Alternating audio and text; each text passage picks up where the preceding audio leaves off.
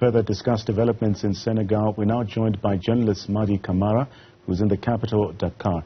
Mady, a pleasure to have you on the program this evening. Now, considering Senegal's recent parliamentary decision to postpone the presidential election to December the 15th amidst this public outcry and opposition protests, how do you assess the impact of this delay on the country's democratic stability and also its reputation in the region?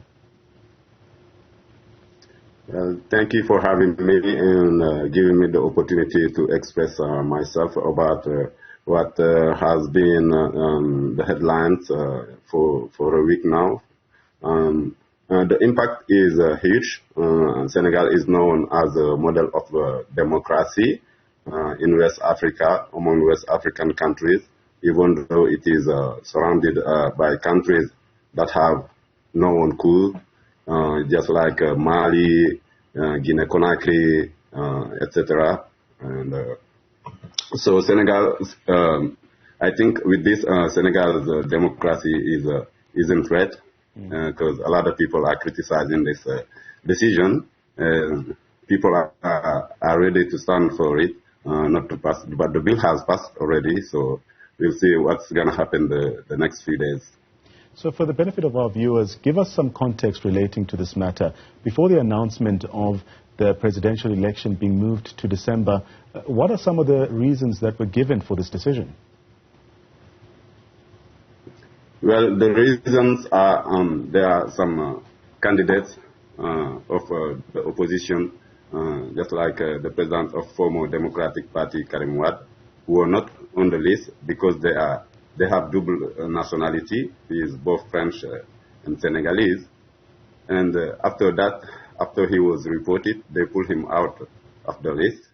And so he thinks that the constitution is not right. The Constitutional Council is not right to do so. That's where it all started.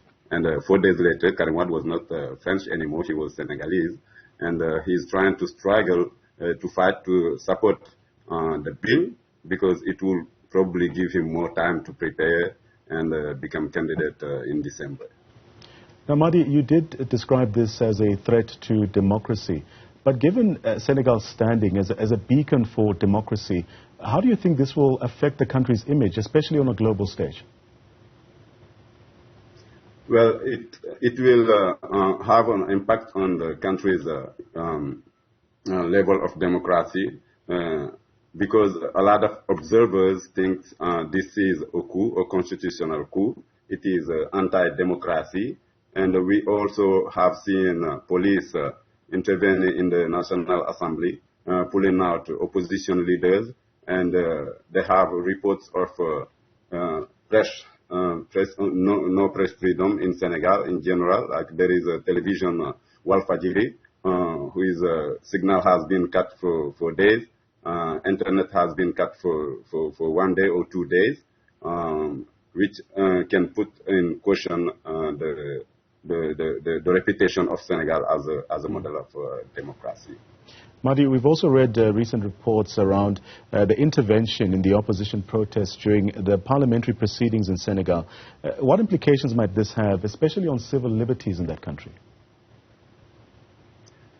Well, as I mentioned before, a lot of people, this hasn't been well appreciated among the opposition members, and even some people within the government. The state minister has resigned, and other people have resigned, citing institutional coup. And the reason why people want to fight for this, they think that this is too much. Since 2021, there have been a lot happening in Senegal. And President Macky Sall doesn't seem to be the kind of person who will step up under pressure, who will give up any pressure. So it's kind of both sides insisting and going forward, and everybody wants to reach his objectives. Macky Sall wanting to extend his power, his mandate until next December. Even though a lot of people said that decision wasn't Macky Sall's decision, it was the MP's decision, so which is really, really critical. But one thing I know that the opposition members and many activists have been planning to protest, especially tomorrow at the Place de la Nation. And in some areas in Dakar, protests have been happening for almost a week, even though it cannot be compared for now in terms of intensity to to March 2021. But there is tension. People are not happy, and people want to express that through protests or through social network or through other means of communication. So, as we know worldwide, elections are also observed by the election body within that country. But what do you think are some of the measures that are going to be needed to restore public trust, especially in the electoral system in Senegal? Sorry, can you say that again? I'm saying, given these recent developments, what do you believe are some of the measures that are required to restore public trust, especially in the electoral body in that country? To build public trust again restore public trust among the politicians or the electoral body overseeing those elections. Sorry, I don't think I get that question. Okay. But what I know that there have been critics. A lot of people are criticizing even the international opinion, sure. France and President Emmanuel Macron, who often condemn coups in West Africa, and this coup, people are comparing it as equal as other coups that have happened in Niger or coups that have happened in Mali or Burkina Faso, and posting that not only ECOWAS or President Macron should say something, say publicly that this is an institutional coup and Macky Sall should maintain the election dates. So the recent development is also that opposition parties have joined forces to challenge this decision. How has that been met?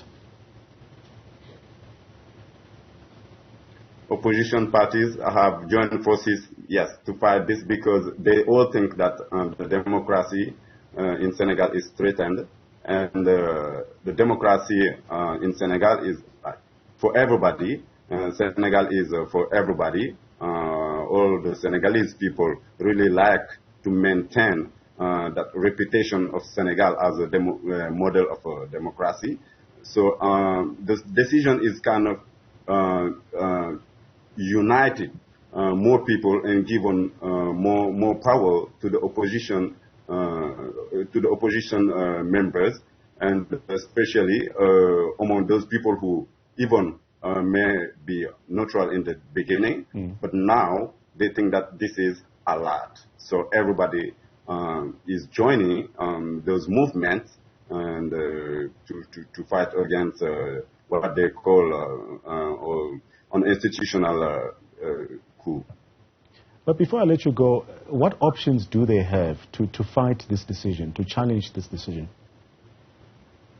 Well, people said that the elections will happen. They keep posting it. Activists keep posting it. Opposition members, opposition candidates keep posting, saying that the vote will happen and the campaign is going. So for them, they don't take into account the bill, even though it has formally passed, and the new election date is December 15. They believe, and they really stand for it, that the election is happening next February. What is their plans? I don't know. They will be on the street. They will use all what they can to be satisfied, to at least win the battle that they have been fighting for over many years now. Coming to us from Dakar in Senegal, let me extend my gratitude to our esteemed guest, Mady Camara, for really sharing invaluable insights on the recent political developments in Senegal.